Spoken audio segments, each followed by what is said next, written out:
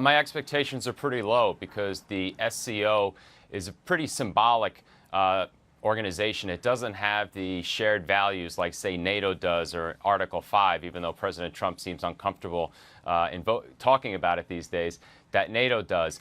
And India and Pakistan, I don't really think that is that much of an issue because SCO is clear that bilateral issues and discussions are not welcome in this forum. My question is, how is India comfortable joining a essentially China-led pact when it has so many issues with China, namely its own border dispute with China, the fact that the Dalai Lama is in India, and also the fact that the China-Pakistan economic corridor goes through Pakistan-controlled Kashmir. My question is not how can India coexist with Pakistan, especially considering that Greece and Turkey were able to coexist within NATO, but how can India exist so peacefully and happily under a Chinese umbrella? That's what really interests me.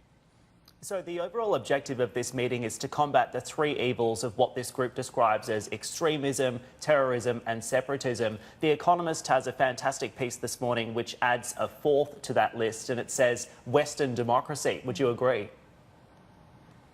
Well, that doesn't make sense then if they're letting in India. I mean, Mongolia is an observer and they're nominally democratic, but India is a full-fledged democracy that's very closely aligned to the U.S. since the early 2000s. So I would have to nix that fourth.